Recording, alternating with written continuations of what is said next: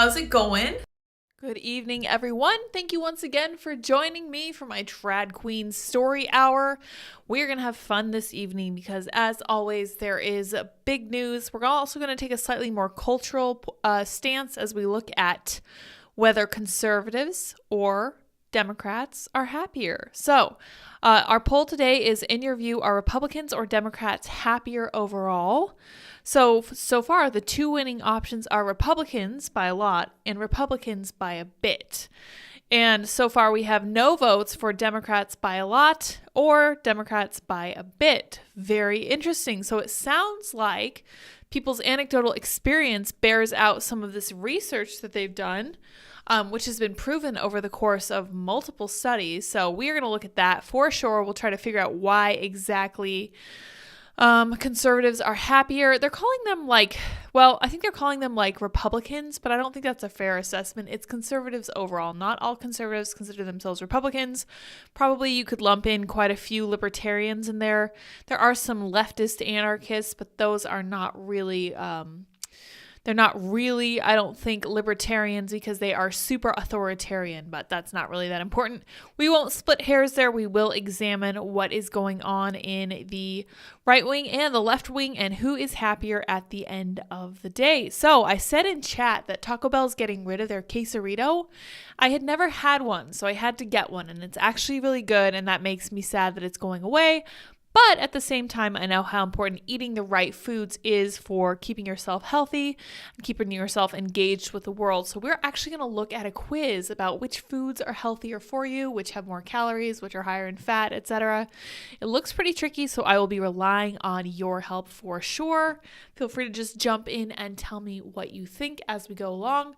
Today was delightfully warm and sunny and spring-like, and Dot and I walked over to the veterinarian's office to pick up medicine for her. She did great. She got a little bit lost. You guys can follow her adventures and Dips adventures over at the Lighter Dips on Instagram if you so choose. Thank you, Andy, for joining the chat. Appreciate that. Andy says, big news Brzezinski over here. I'm not sure what you're referring to, but we will roll with it. All right, guys, let's take this little silly quiz as our opener and see what we get. There are 12 questions. Let's see if we can get it. Oh, let me expand this to where it's supposed to be. Do you really know what's in your food? Take dailymail.com's surprisingly tricky quiz to find out. Let's find out. There are questions about donuts. There's questions about vegetables. Okay, guys, which has more calories? A cup of white rice or a cup of brown rice? I personally think it's probably a cup of white rice. Let's see, which is true.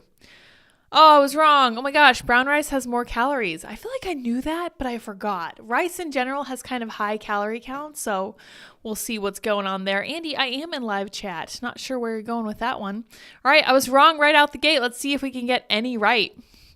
Okay, which has more fat, a medium avocado or a Krispy Kreme glazed donut? Oh my gosh.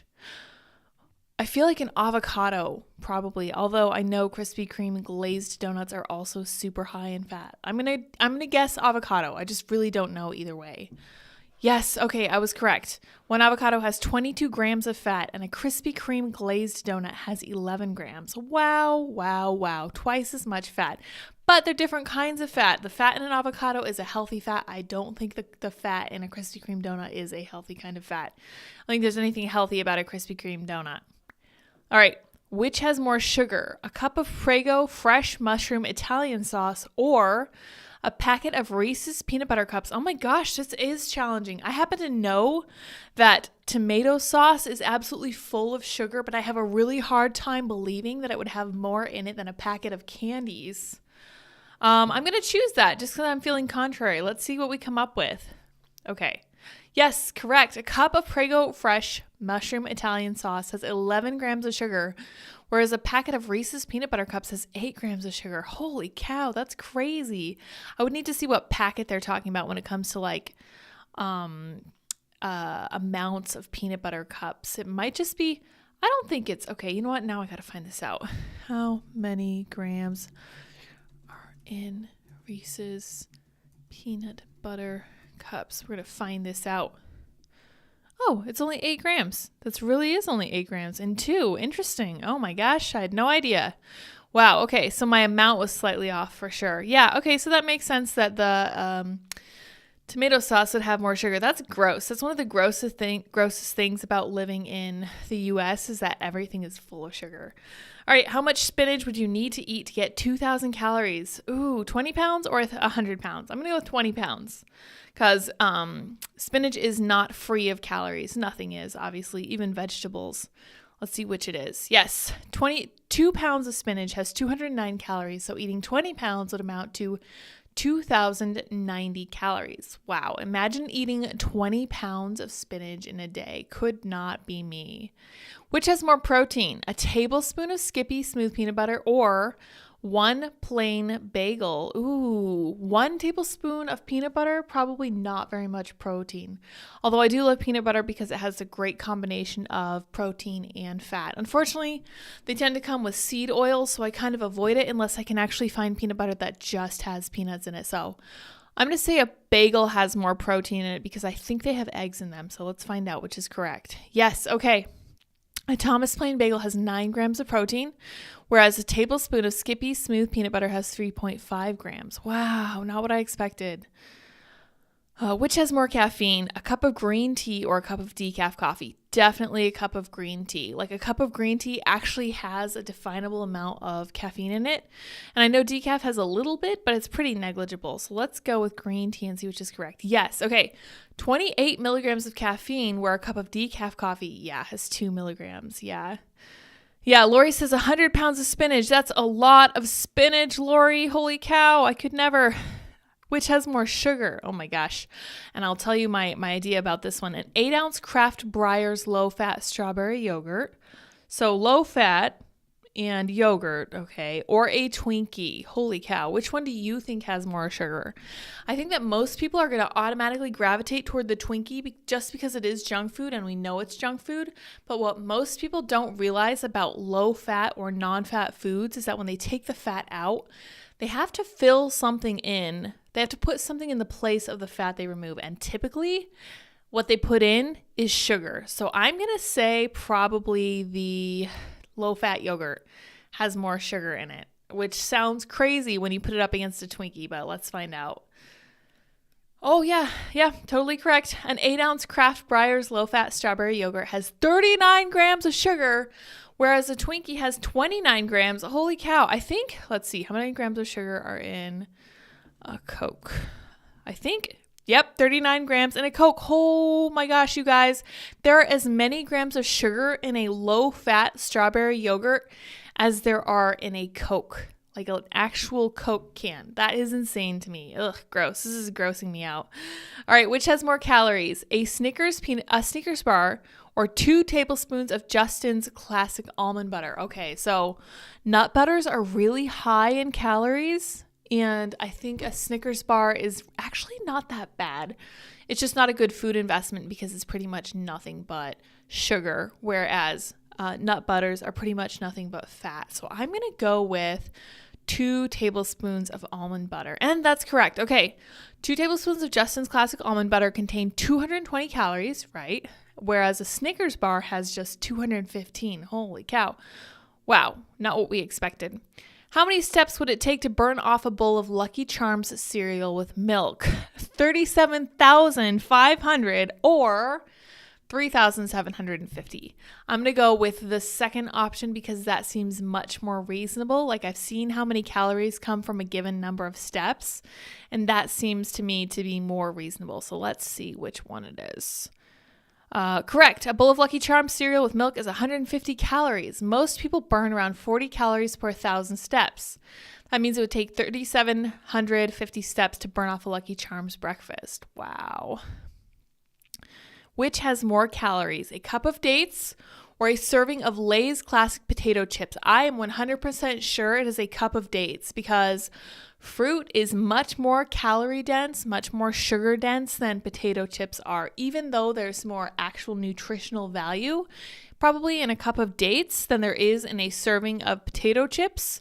There's just more density and therefore more calories. Let's see here. Yep, correct. Winning. And which has more fat? I think this is the second to last one.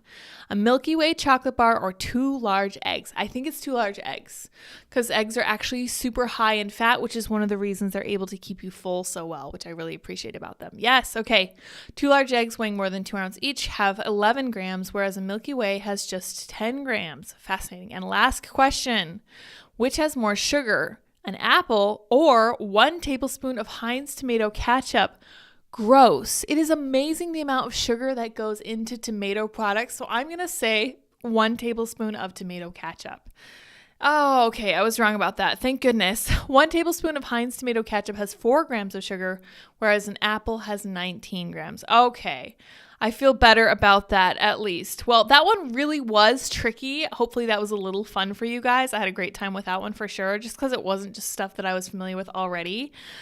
Yes, make sure you smash the like button. Like Lid smashes 200 pounds of spinach. I've never done that before in my life, and I don't plan to.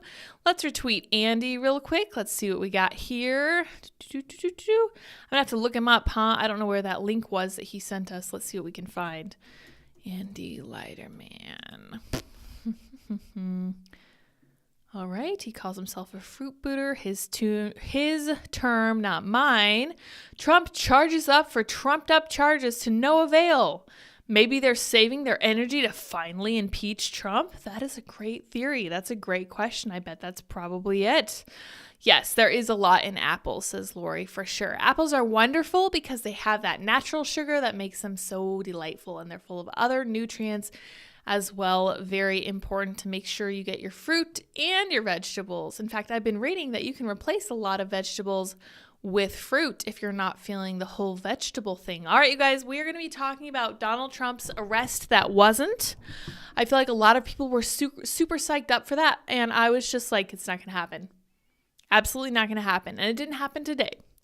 Now, it doesn't mean it's not going to happen sometime this week or early into next week, but there have been a lot of these images floating around on the internet, and Reuters is taking this very seriously, and they feel like they need to tell us that these aren't real. Fact check. Images appearing to show Donald Trump arrest created by AI. I mean, duh.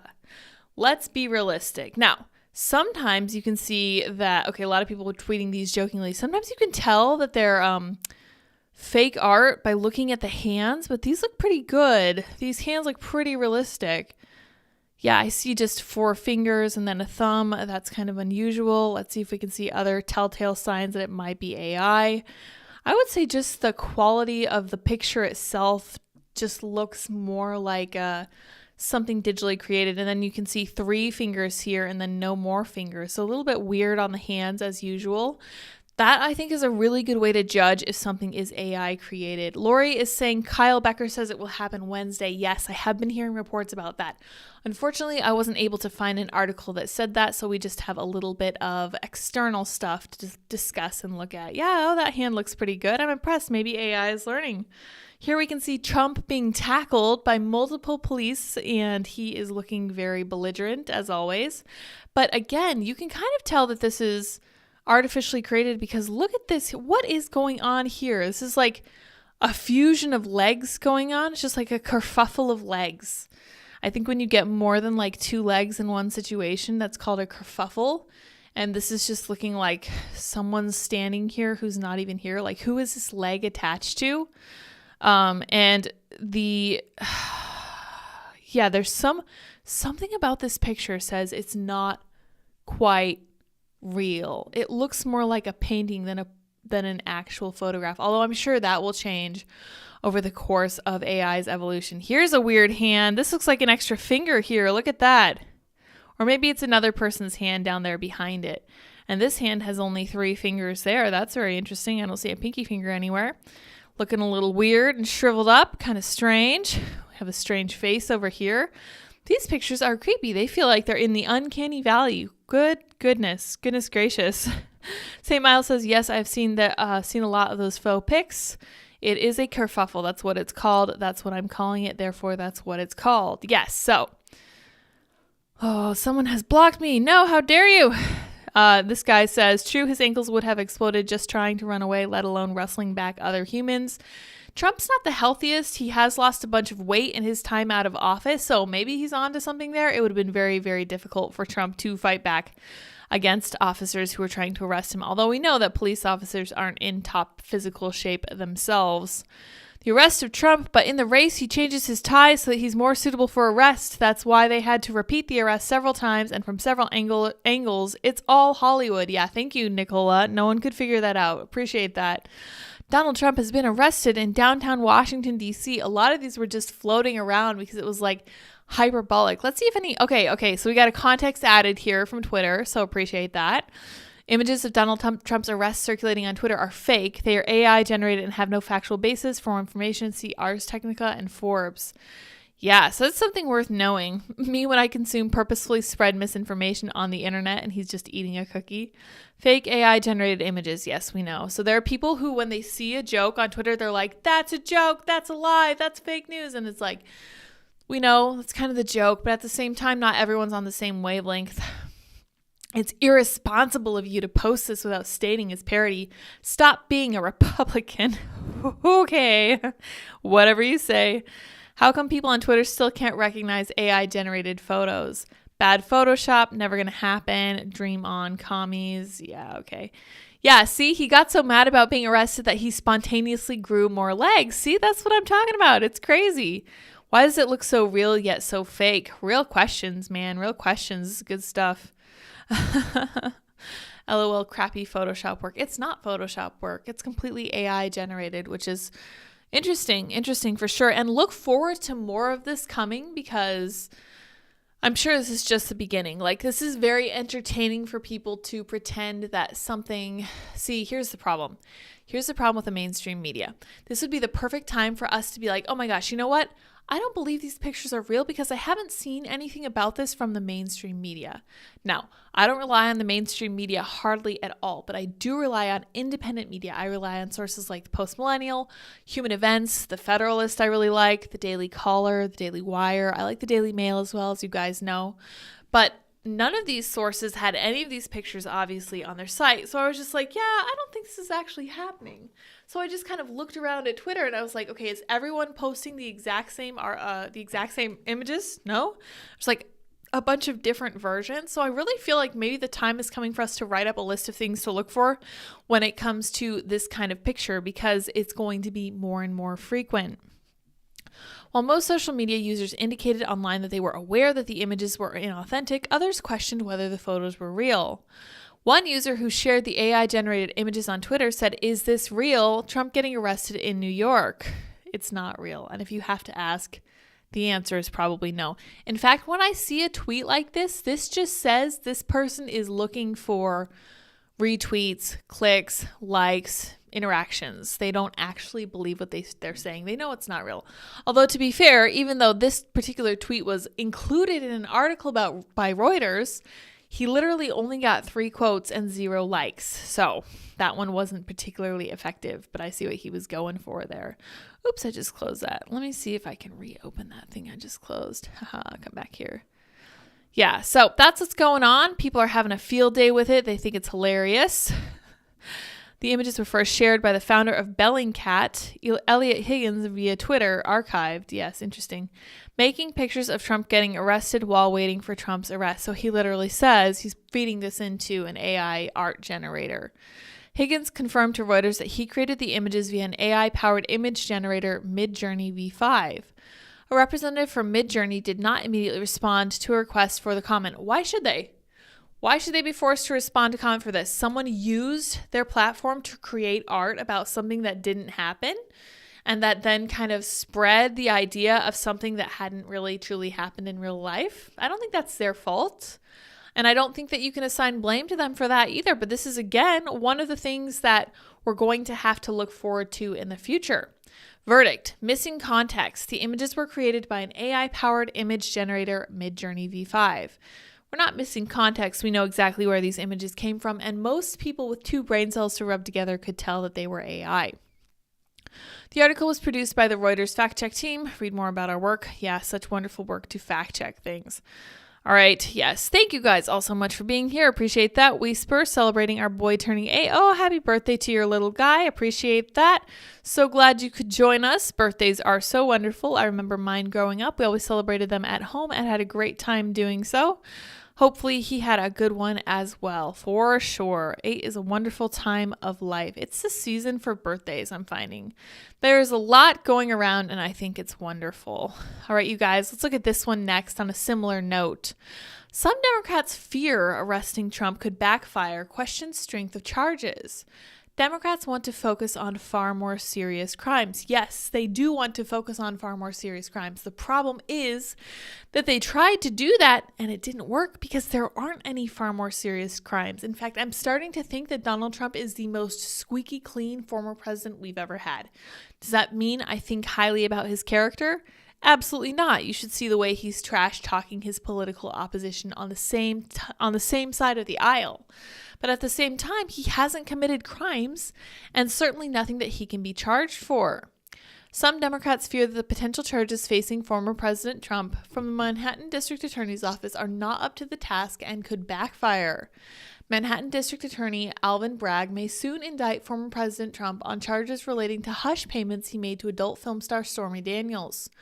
Some Democrats say Bragg's move, if it happens, may ultimately benefit Trump due to the weakness of the charge.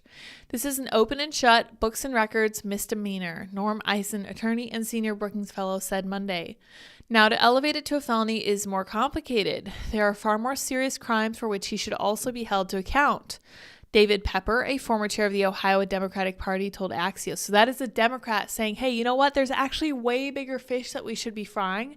We shouldn't be doing this. This is such a distraction. And it really is giving Trump the kind of ethos of a martyred hero. And I do think that's something that they should definitely take into account, especially going into the 2024 election. Bragg's investigation is just one of 3 Trump is currently facing, and the charges stemming from it may be the easiest ones for Trump to defeat. A failed prosecution of the former president, whose opponents have long dreamed of locking him up, could only serve to bolster his common refrain that he is a victim of a witch hunt. That's exactly what this looks like to me. Now, I can disagree with him on pretty much everything and still recognize that him being arrested over this is insane, ridiculous. We do not target our political enemies in this way, period. It doesn't matter what I think of him. I would say the exact same thing if it happened to somebody else who didn't deserve it, i.e. not someone who was somebody like Hillary Clinton. Trump would be the first former president in U.S. history to face criminal charges if Bragg's office levels them. The potential indictment is expected to allege campaign finance infractions relating to records keeping, a slim pretext for any such high-profile case. Nevertheless, law enforcement leaders met in New York City on Monday to discuss what might happen if Bragg's office hands down an indictment. The NYPD hosted the meeting, and attendees included Michael Mangiano, chief of the Department of Public Safety, which oversees New York court offices, the head of the Secret Service of the New York office, and a representative from Bragg's office. Authorities fear the danger of arresting Trump and moving him, given the volume of his supporters and his calls for supporters to take our country back in the event of his arrest. Experts say most likely scenario is that the Secret Service and NYPD would arrange for Trump to surrender himself to authorities if the indictment comes. Other investigations into Trump may result in more severe charges than his relationship with Daniels. Special counsel Jack Smith is investigating Trump's alleged mishandling of classified documents at Mar-a-Lago, and Georgia prosecutors are investigating Trump's efforts to overturn the result of the 2020 election in their state. Technically correct. I'm not surprised they're concerned by this. I think they certainly should be. But I don't think that... I knew this wasn't going to happen today. And honestly, I'm still not convinced that the grand jury is going to hand down charges, because that's what we're waiting for. That's the reason that he wasn't put into handcuffs technically today. I don't think he's going to end up in the back of a cop car. I don't think he's going to end up in perp walked. I don't think he's going to be frog marched or anything like that, like those pictures we saw. I don't think any of that's going to happen. He's going to surrender himself. It's not going to be a big deal. If required, he will make bail very easily. They're obviously going to come up with some kind of silly little sweetheart deal for him because they know for a fact that there's nothing to these charges. There absolutely is not, and they should feel like ridiculous about themselves. Not that they ever would, but I digress. So they say this might happen later this week or possibly next week. So We have no idea, but everyone was expecting it today. Everyone's like, oh my gosh, has he been arrested yet? And I'm like, no, and he's not going to be. It's not going to happen. Absolutely not. And I was right. What can I say? All right, you guys, we are going to turn to Uvalde, Texas. And I think you know what we're going to be talking about because this is some of the other news that came out today. Very disturbing. This is the headline of this article, and it makes me so furious. I don't even know how to respond fully to this, but we are going to be looking at some of the practical applications of this kind of thinking from police. Quote, he has a battle rifle, close quote. Police feared Uvalde gunman's AR-15. In previously unreleased interviews, police who responded to the Robb Elementary shooting told investigators they were cowed by the shooter's military-style rifle. Okay, I have so many issues with this, I don't even know where to begin. The AR-15 is not per se a military-style rifle. The Armalite rifle is simply a really straightforward, pretty simple weapon that lots of people own, including many of the members of the Uvalde police response team. But I digress because I'm not a gun expert. This drove their decision to wait for a Border Patrol SWAT team to engage him, which took more than an hour. Utter cowardice. I am just disgusted by this. But I will tell you right now that a federal court found that police have no duty to protect you. And it is never a bad time to re-up this, even though it came out in 2018. Police have no duty to protect you, a federal court affirms yet again. Following last February's shooting at Marjory Stoneman Douglas High School in Parkland, Florida, some students claimed local government officials were at fault for failing to provide protection to students. The students filed suit, naming 6 defendants, including the Broward School District and the Broward Sheriff's Office, as well as School Deputy Scott Peterson and Campus Monitor Andrew Medina. On Monday, though, a federal judge ruled that the government's agencies had no constitutional duty to protect students who were not in custody. This latest decision adds to a growing body of case law establishing that government agencies, including police agencies, have no duty to provide protection to citizens in general. So, this is just something that's good to know because I think a lot of people take for granted that they're ever in a tight situation that the police have a duty to take care of them and make sure that they're safe. This is not the case at all. Neither the Constitution nor state law impose a general duty upon police officers or other government officials to protect individual persons from harm, even when they know harm will occur, said Darren L. Hutchinson, a professor and associate dean at the University of Florida School of Law. Police can watch someone attack you, refuse to intervene, and not violate the Constitution. Well, they would obviously be violating their own consciences and ethics and morals and everything else, but they wouldn't be breaking the law. The Supreme Court has repeatedly held that the government only has a duty to protect persons who are in custody, he pointed out. Moreover, even though the state of Florida has compulsory schooling laws, the students themselves are not, quote, in custody. Courts have rejected the argument that students are in custody of school officials when they are on campus, Mr. Hutchinson said. Custody is narrowly confined to situations where a person loses his or her freedom to move freely and seek assistance on their own, such as prisons, jails, or mental institutions. Hutchinson is right. The U.S. Supreme Court has made it clear that law enforcement agencies are not required to provide protection to the citizens who are forced to pay the police for their services. In the cases of DeShaney v. Winnebago and the town of Castle Rock v. Gonzalez, the Supreme Court has ruled that police agencies are not obligated to provide protection of citizens. In other words, police are well within their rights to pick and choose when to intervene to protect the lives and property of others, even when a threat is apparent. In both of those court cases, clear and repeated threats were made against the safety of children, but government agencies chose to take no action. A consideration of these facts does not necessarily lead us to the conclusion that law enforcement agencies are somehow on the hook for every violent act committed by private citizens. This reality does belie the often-made claims, however, that police agencies deserve the tax money and obedience of local citizens because agencies, quote, keep us safe. Nevertheless, we are told there is an agreement here, a social contract between government agencies and taxpayers and citizens, and by the very nature of a contract, we are meant to believe that this is a two-way street, so this is deceptive at best. The taxpayers are required to submit to a government monopoly on force and to pay these agencies taxes. And now I'm starting to sound like Andy because this is from the Mises Institute, whom I deeply appreciate, who are very libertarian. And I cannot disagree with them on this point because it is a monopoly on violence when you are not allowed to own your own weaponry.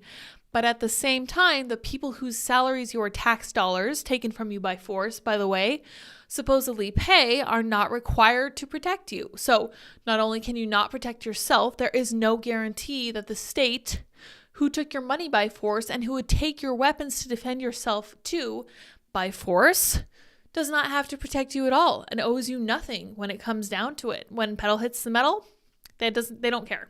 They don't care. They can look right at you. They can watch you being attacked and they don't have to do a darn thing about it. So good to know. Really just something to keep in mind as time goes by.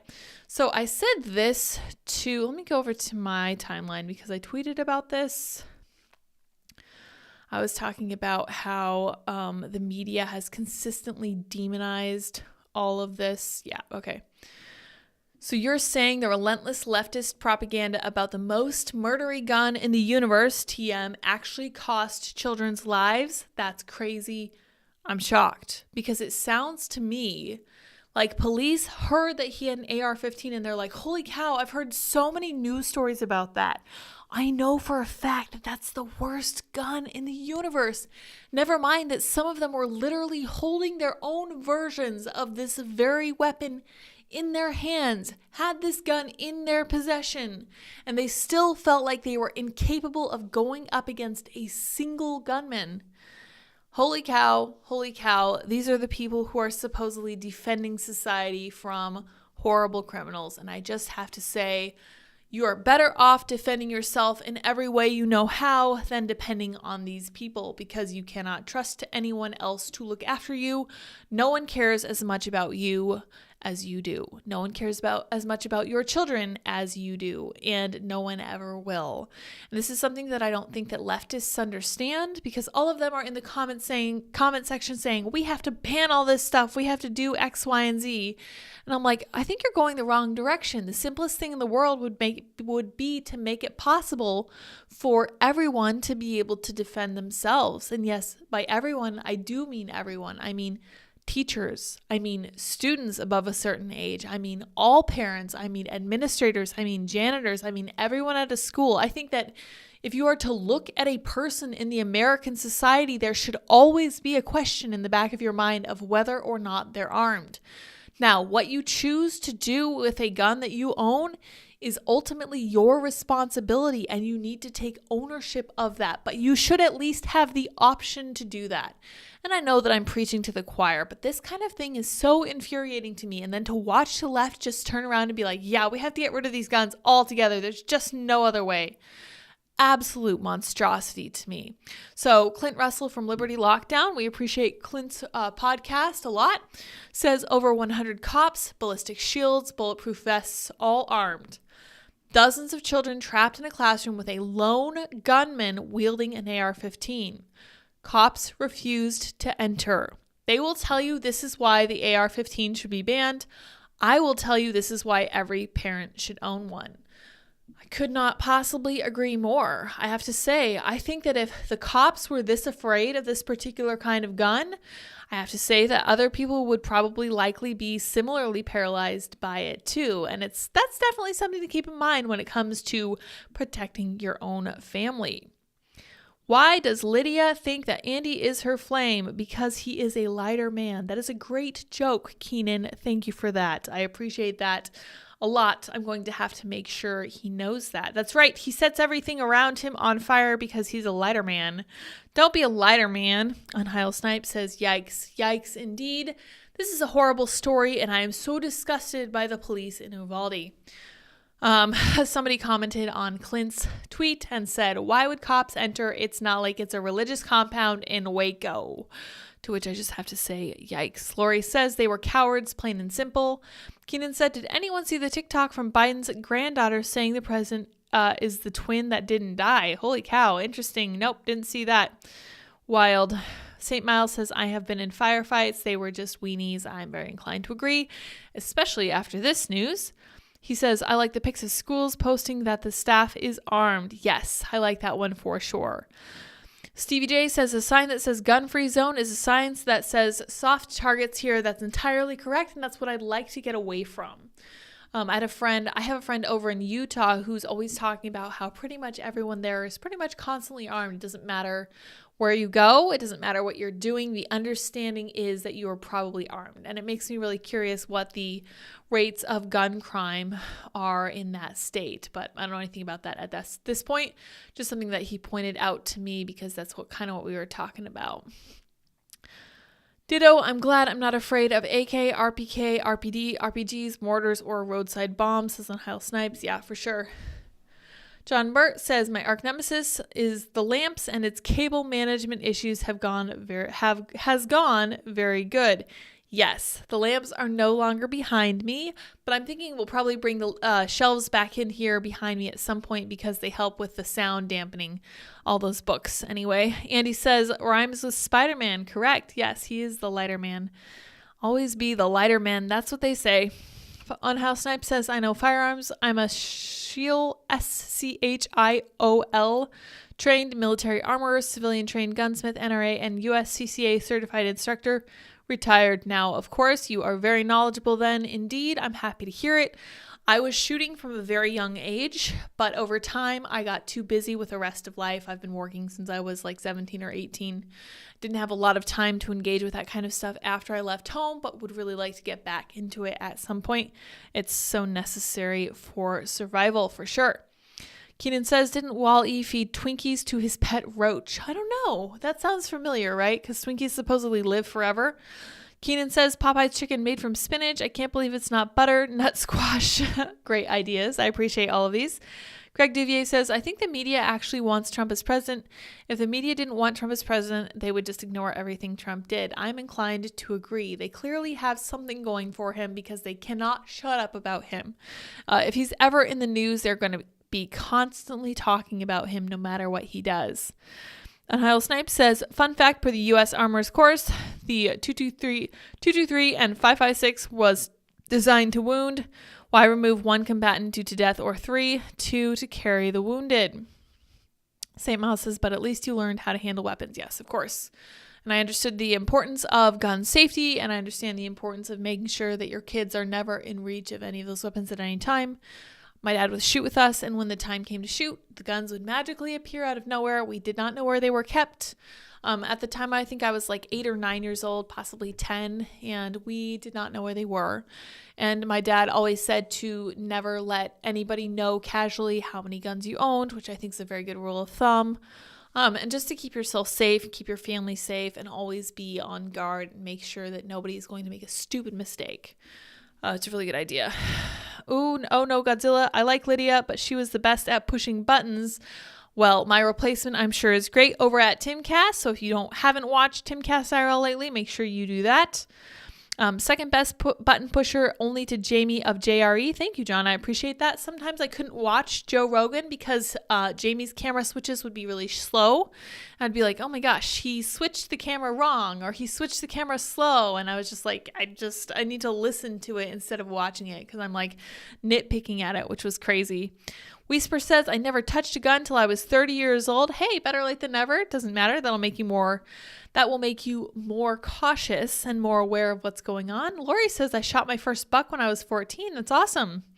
I was taught and handled guns at 12. Yes. So my parents started pretty young with us as well. I know that my brothers went hunting with my dad and had a great time doing that for sure. After I left home, honestly, good for them. That's a really cool thing to do. Of course, I now have a couple brothers in the military who are much more familiar with guns than I am or ever was. But anyway, I digress. We got to get Andy in on this stuff. It's so important to know how to defend yourself and to be able to do so. All right. I really wanted to talk about this because I found some really interesting articles about it. Republicans have been happier than Democrats for a long time. This graph only goes to 2008, but this disparity in subjective well-being has continued up to the present day. Here we have Republicans happier over the years, and consistently, Republicans are just happier than Democrats, like by a wide margin. Very interesting. And this is over the course of decades. This is 1972 all the way up to 2008. And especially between 2004 and 2008, there's a very wide disparity between the parties, which is kind of sad. And then he goes on to say, a review of international data from 1981 through 2014 found that liberals were happier than conservatives in only 5 out of 92 countries and never in the United States. Holy cow, what's going on here? So I responded, that doesn't surprise me, but it's hard to pin down. I think you could fully blame it on postmodern, Marxist, identity-centered victimhood mindset and just being progressive in general. Because, right, you're constantly pushing towards something. The status quo is never good enough. You can never be happy. You can never be content. You always have to constantly be pushing toward whatever utopia you're pursuing for the day. And that just has to be exhausting, right? Because I remember Anita Sarkeesian saying, it's all racist, it's all sexist, it's all this other nonsense, and we have to keep pointing it out day after day. And it just sounded so tiresome. So it really doesn't surprise me that these left-leaning people are really not happy over the course of decades, which is really kind of sad, and I kind of feel bad for them, kind of. But they do make the choice to hold those political views, so I guess I don't feel too bad. This is a really interesting opinion piece from the New York Times. We're going to get into it. So he goes through and he quotes a bunch of different political and philosophical thinkers, including Viktor Frankl, whom I personally love, and Friedrich Hayek, whom Andrew loves. So let's get into it. Conservatives are happier than liberals. Discuss. Okay, let's do that. This is Thomas B. Edsel. Do liberals or conservatives experience higher levels of satisfaction, happiness, or meaning in life? Is the left or the right more inclined to intolerance, bigotry, or conspiratorial thinking? Are Democrats or Republicans more loyal to family and friends?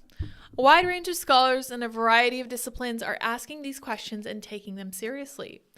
Ultimately, though, this line of inquiry raises an even broader question, whether liberals and conservatives function in fundamentally different moral planes. I think that's a great way of looking at it because I think that's exactly what's happening here. Excuse me. Two similarly titled papers with markedly disparate conclusions illustrate the range of disagreements on this subject. Why are conservatives happier than liberals? And Conservatives are happier than liberals, but why? By Barry R. Schlenker and John Chambers, both of the University of Florida, and Bonnie Lee of the University of Rochester. Using nationally representative samples from the United States and 9 other countries, Napier and Jost note that they, quote, consistently found conservatives or right-wingers are happier than liberals or left-wingers. This ideological gap in happiness is not accounted for by demographic differences or by differences in cognitive style. We did find, however, that the rationalization of an inequality, a core component of conservative ideology, helps to explain why conservatives are, on average, happier than liberals. There you go. Because they're not progressives, they think that America is good. They think America is great. We've done good things. We've gotten rid of a lot of really bad things. And they think that overall that's pretty awesome. And they're pretty positive about the country they live in. And honestly, I view that as a positive thing because if you want to live a meaningful and fulfilled life, you need to feel like you're in a position and in a country where people support the values that you hold most dear. Napier and Jost contend that their determinations are consistent with system justification theory, which posits that viewing the status quo with its attendant degree of inequality as fair and legitimate serves a palliative function. Absolutely. If you think the way things are right now is kind of okay, you're going to be happier. And whether that's true or not, that makes sense to me that would actually help people feel a little more at peace with the way things are. One of Napier and Jost's studies suggests that conservatism provides an emotional buffer against the negative hedonic impact of inequality in society. In addition, they argue that rising levels of inequality have exacerbated the happiness gap between liberals and conservatives, apparently because conservatives, more than liberals, possess an ideological buffer. A very different view of conservatives and the political right emerges in Schlenker, Chambers, and Lee's paper. Conservatives score higher than liberals on personality and attitude measures that are traditionally associated with positive adjustment and mental health, including personal agency, positive outlook, transcendent moral beliefs, yes, like religion, and generalized belief in fairness. These constructs, in return, can account for why conservatives are happier than liberals and have declined less in happiness in recent decades. So a whole complex of different ideologies kind of keep them centered and upright. In contrast to Napier and Yost's view that conservatives are generally fearful, low in self-esteem, and rationalize away social inequality, Schlenker, Chambers, and Lee argue conservatives are more satisfied with their lives in general and in specific domains like marriage, job, and residence, report better mental health and fewer mental and emotional problems, and view social justice in ways that are consistent with binding moral foundations, such as by emphasizing personal agency and equity. And I think they're really onto something there because they're actually looking at the philosophical side of this, and it seems like they're doing it with a slightly less ideological bent than the other study authors. Liberals, Schlenker and his co-authors agree, have become less happy over the last several decades, but this decline is associated with increasingly secular attitudes and actions, e.g. less religiosity, less likelihood of being married, and perhaps lessened belief in personal agency. Yes, 100%. You can tie a lot of this to the decline of religion, the decline of the nuclear family, and the decline of marriage and stuff like that.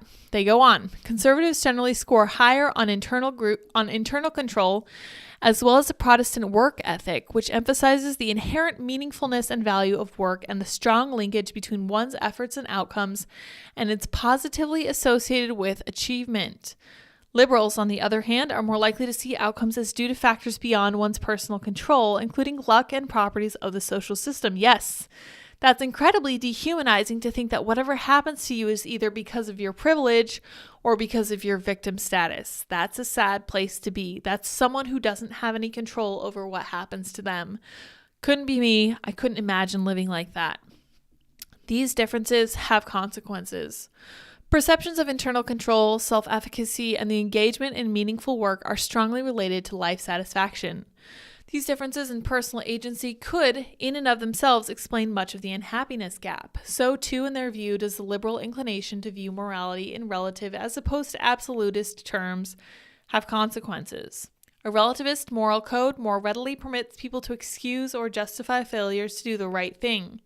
When moral codes lack clarity and promote flexibility, people may come to feel a sense of normlessness, a lack of purpose in life, and alienation. Further, if people believe there are acceptable excuses and justifications for morally questionable acts, they are more likely to engage in those acts, which in turn can create problems of unhappiness. This is interesting stuff. Perhaps most significant, Schlenker, Chamber, and Lee found that while both liberals and conservatives placed a high value on fairness, they have diverging definitions of the concept. Liberals define fairness more in terms of equality, equal outcomes regardless of contribution, and return to government as the vehicle of enforcing social justice and helping those in need. Conservatives define fairness more in terms of equity. Outcomes should be proportional to contributions, rely on free markets to distribute outcomes, and prefer individuals and private organizations, not government, to contribute to the care. Oh my gosh, I lost it. Where were we? To contribute to the care and... Oh my gosh, ridiculous. Prefer individuals and private organizations, not government, to contribute to the care and protection of those in need. Yes, 100%, because those institutions are going to be much more likely to actually fairly distribute this stuff than the government. The government doesn't care who gets what. They really don't. They're going to pretend they want everything to be equal, but at the end of the day, they really don't care at all. In A Neurology of the Conservative-Liberal Dimension of Political Ideology, Dr. Mario F. Mendez, a professor of neurology at UCLA, argues high political conservatism is associated with preferences for stability, conformity, tradition, and order and structure. Higher political liberalism, in contrast, is associated with preferences for creativity, curiosity, novelty-seeking, and new experiences. Highly politically conservative people eschew ambiguity and disorganization and prefer closure and limited shades of gray, hard categorizers. Highly politically liberal people tend to tolerate ambiguity and disorganization and favor flexibility and taking on cognitive conflicts. When comparing conservatives and liberals, Mendez continues, investigators found greater disgust sensitivity, especially for contamination disgust and violations of the sense of purity. Inducing disgust, he adds, can heighten the sense of moral violation and shift moral judgments to the conservative side. Political conservatism, he writes, is, quote, specifically correlated with negativity bias in remembering more negative than positive information or scenes. In addition to negativity bias, high conservatism is associated with a sense of threat or a perception of danger. Those with politically conservative versus politically liberal views perceive ambiguous phases as more threatening, respond to threatening stimuli with more aggression, and have greater blink startle responses and skin conduction responses to unexpected or potentially threatening images. That's right, at the end of the day, conservatism is more xenophobic and more border intensive than liberalism. There are reasons for that. This is a strength and a weakness. The left would tell you it's nothing but a weakness, but at the end of the day, we know that if you want to keep your family in one piece and in one place, you need to protect it from outside invasion. And if you want to keep your country alive and well, you need to have firm borders and make sure that the people that live there are taken care of first and foremost. The debate over happiness touches on a host of subjects relevant to politics, including the almost universal goal of finding meaning in life. A 2018 paper, Conservatives Report Greater Meaning in Life Than Liberals, by David B. Newman of the University of California, San Francisco, Norbert Schwartz and Arthur Stone of the University of Southern California, and Jesse Graham of the University of Utah contend that across 5 studies, conservatives reported more meaning and purpose in life than liberals at each reporting period. This finding remained significant after adjusting for religiosity and was usually stronger than the relationships involving other well-being measures. In an email, Newman provided some explanation. Conservatism on social issues like abortion and same-sex marriage was a stronger predictor of meaning in life, whereas conservatism on economic issues like free markets was a stronger prediction of life satisfaction. A reason for this, he continued, is that one of the key ingredients to a meaningful life is a sense of coherence. If you can make sense of life's events and if they seem to hang together in a consistent manner, you'll find more meaning and purpose in life. Conservatives' value for stability and their resistance to change could contribute to the coherence that provides them with a meaning in life. That is actually a very interesting observation, and I find that to be highly insightful. Newman argued that since family ties or strong sense of community and connectedness are key ingredients for a meaningful life, it's possible that if liberal agendas and ideologies inhibit social bonds and connections, it could lower people's sense of meaning and purpose. 100%, absolutely, that checks out to me. It's hardly surprising that there are scholars who disagree with the idea that conservatives experience a more satisfying sense of life's meaning than liberals. Of course not. Here's a lady to disagree. In liberal and conservative political ideologies, Different Routes to Happiness, Becky Choma, Michael Busseri, and Stanley Sadava argue that both strong liberals and strong conservatives achieve high levels of life satisfaction. The direction and magnitude of the predictive effects of political conservatism and liberalism on life satisfaction were identical. A strong liberal or conservative orientation is predictive high life satisfaction. These findings converge on the possibility that life satisfaction is influenced by having a strongly held political ideological belief system to explain one's world, irrespective of the specific orientation of that framework. Interesting.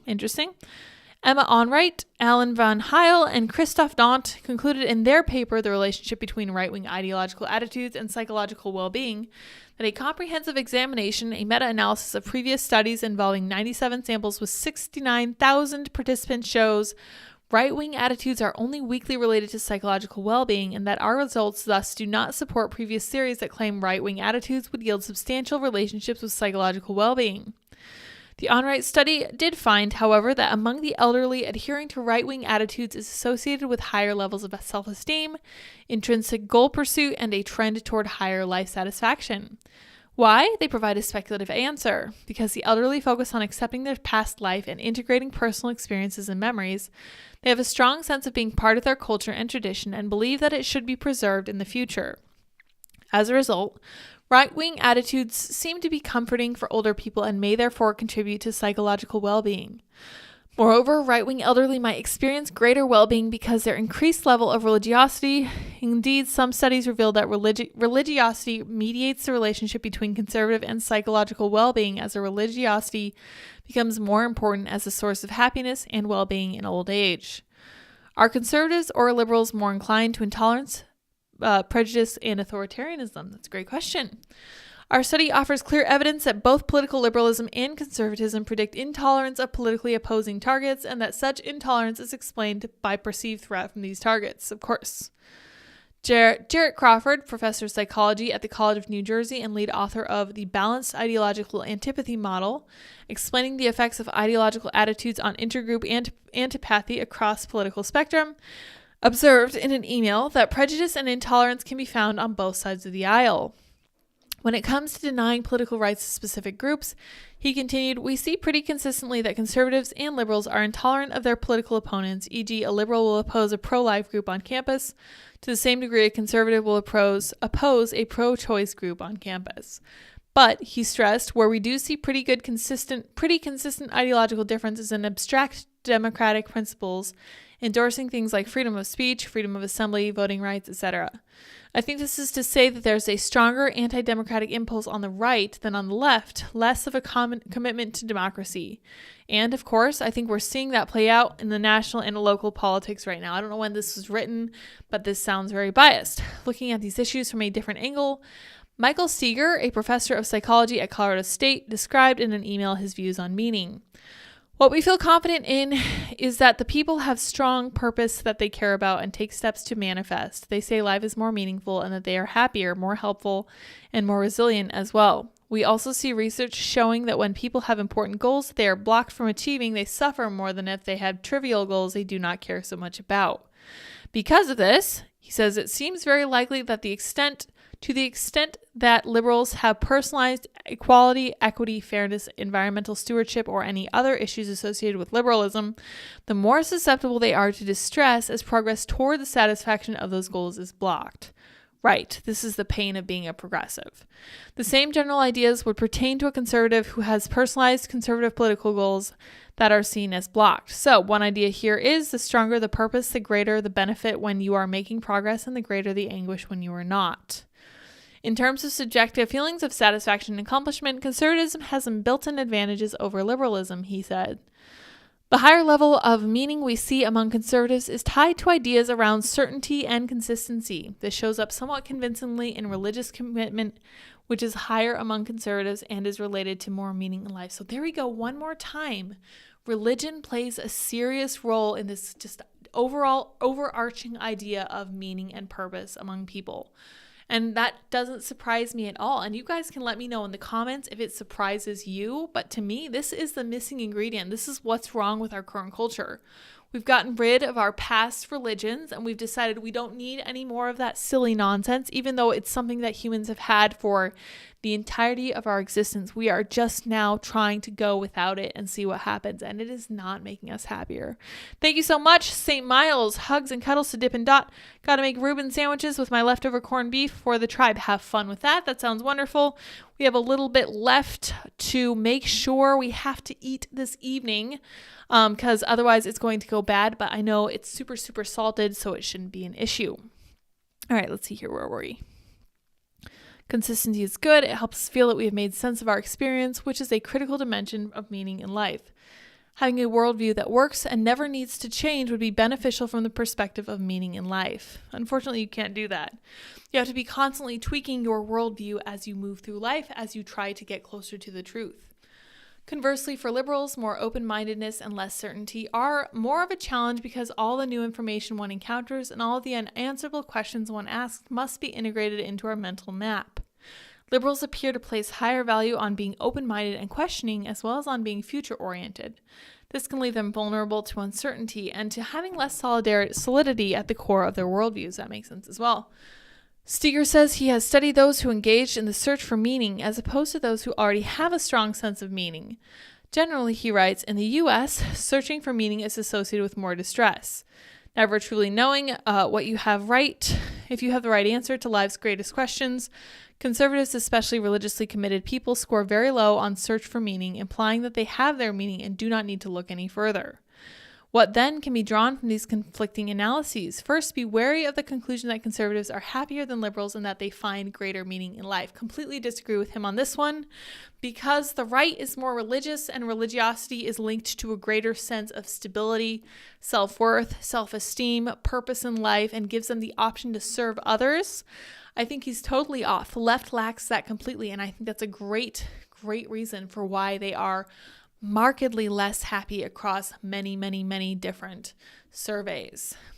In Are Conservatives Really Happier Than Liberals?, Tom Jacobs points out that researchers report that conservatives are more likely to proclaim they are happy, but liberals are more likely to provide clues indicating they're experiencing actual joy, including the words they choose to use and the genuineness of their smile.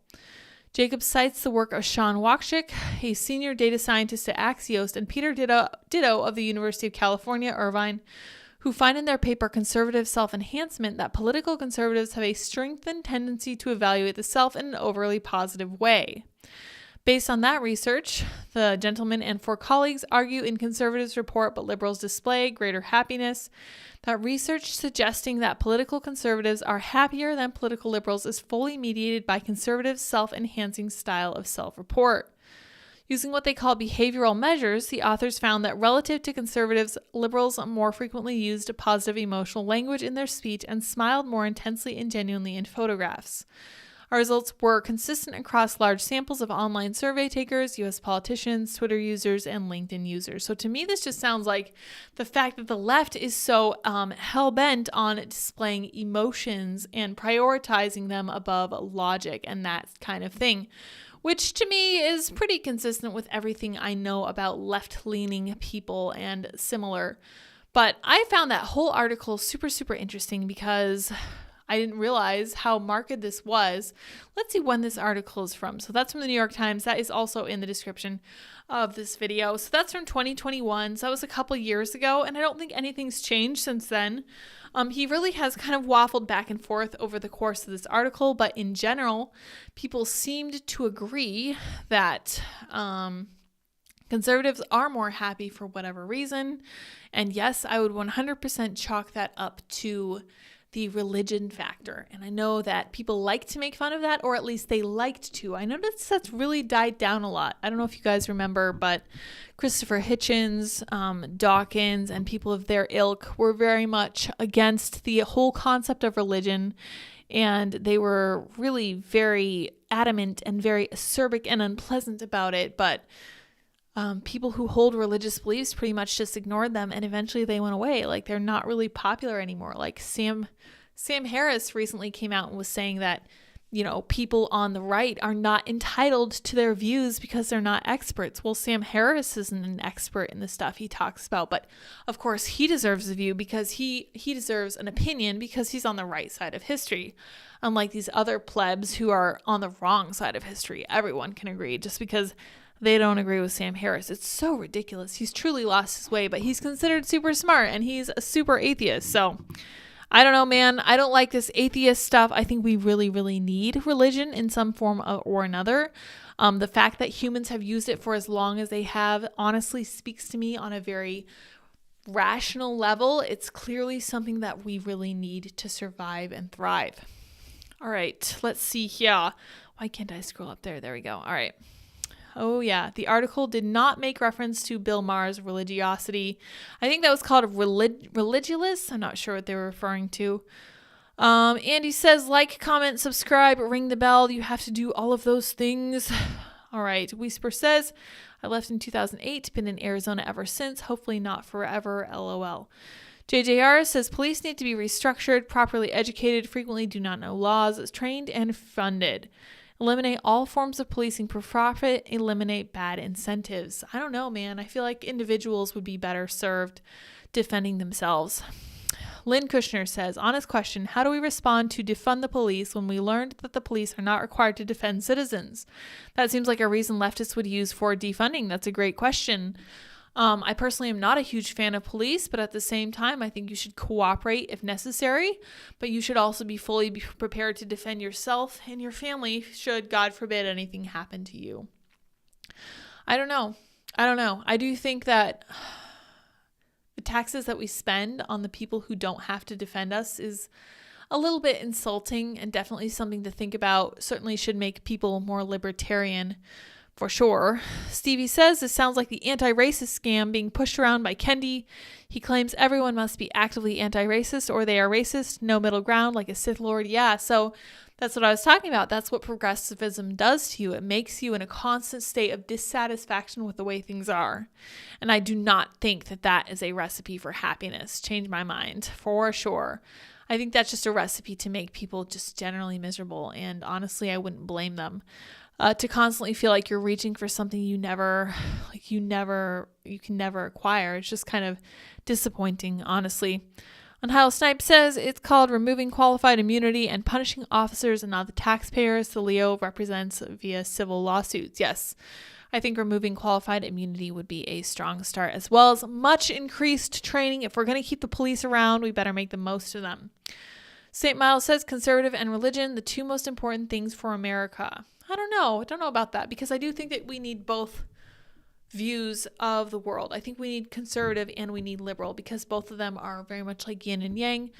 They say you need a liberal to start a business and a conservative to keep it running, because liberals do have good ideas. They have very fresh ideas. They're like really creative, and they're really engaged with the world. But conservatives have the organization and the structure to kind of make it happen. Oh, let's see here. I think Mars movie was slightly different, called Religulous. Religulous, yes, correct. Goodbye, St. Miles. Hope you have fun making that. St. Miles, enjoy your meal for sure. Quantum Strange Quirk says share Sour Patch Lids on all your social media every day. Let's grow her audience. Thank you. I appreciate that. It's up to you. If you guys like the work I do here, definitely share. We're going to be doing a bunch of interviews going forward, and I'm really excited about that because I love talking to people, and talking by myself is challenging. We love having Andy on here so that I get a little bit of a break from all this nonstop talking. All right. It is kind of challenging, especially for me. I don't talk that much. Keenan Smith says, upon this rock, I build my church. People are looking for a foundation. Yes, 100%. Username says, those researchers sound biased. They saw what they wanted to in liberals because they're likely also liberals, for sure. Well, I suspect that 99% to 100% of those researchers were liberals, and that makes me convinced that conservatives really are happier, because the fact that they were forced to conclude that conservatives were happy at all tells me that they probably really didn't want to, but they weren't able to avoid it, which was very interesting. Keenan says, when I hear conservative or liberal, my mind thinks of someone who can only see one side of the coin. JJR says the left is all about, the thing. I thought it was conservatives who are all about the thing, because wasn't that when Biden was supposed to say, he was supposed to use the word God, and he was like, the thing instead? Yeah, I think that was where we are with that.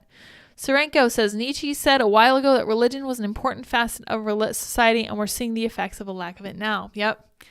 Stevie J says, Sam Harris tried to take up the mantle when Hitchens died, but his TDS has destroyed his judgment. Yeah, I don't know what's wrong with him. He is not okay with anybody who doesn't agree with him having a voice, and I find that to be highly objectionable and the opposite of rationality. But that's what you get for not having any kind of a moral foundation, as is found in religion. Dave says you can't be a devout atheist. It's impossible to keep up with belief in nothing. Interesting. Keenan says people who are on the right side of history are only on the right side of the currency. Political or social, they are popular for the moment and tell you what the future will/should be. And once again, I would like to encourage everyone to watch Kingdom of Heaven. I think that's a movie. Toby Weiler says, don't think it's religion, more spirituality. Absolutely not. There's a lot of spirituality floating around in the world right now. Have you not heard the expression, I'm not religious, man, I'm spiritual, not religious? Okay, you sound like a hippie from the 60s, and that's when it was cool, and that has been everywhere all this time, and it has made us literally the most unhappy we've ever been. There's plenty of spirituality. There is not enough religion, and the lack of religion, I firmly believe, is what's making us unhappy. Being spiritual is all wishy-washy and nothing set in stone, and it's all about feeling good, man, and doing whatever makes you feel right. Religion is about trying to adhere to principles that mean that you are pushing the world in the right direction. And that's infinitely more meaningful than just doing whatever feels good to you. Thank you for your time, Lydia. Go rest. I will do that soon. We're going to go out and skate with the puppy and see how she does. Andy says, who would you like to see Lid's interview? That's a good question. I have a whole list of them myself. Keenan says communities don't need more police. They need more responsible men to show respect for their communities. It has the same deterring value to criminals, for sure. And he says, Joe Bob? Yeah, absolutely. We love Joe Bob. Seamus, yes, would be so fun. I would like an in-depth and hard-hitting interview with Dip. Yes, that would be a lot of fun too. Andy Letterman says, yeah, he didn't want to be caught talking about a creator. All men and women are created by, oops, don't want to scare off the atheist vote. Yeah, exactly. Serenko Productions. Oh, you know, the thing. Yes, I nailed it. Yep, I got it. Can't scare those atheists away. All right, you guys, thank you so much for joining me this evening. It's been a fun one. I really like that article. As always, you can always find the links in the description below this video. Make sure you join us tomorrow. Make sure you like, share, subscribe, comment, tell all your friends. Super chat to get that sweet, sweet Dippin' Dot coin that's going to the moon for sure. We know it will in the future. That's the best investment you can possibly make. And I say this as someone who is not at all interested in any of this coin stuff. I'm just telling you right now that Dippin' Dot are always going to be incredibly valuable no matter what happens in the economy. All right, you guys, thank you so much. I will see you all tomorrow. Until next time, bye, guys.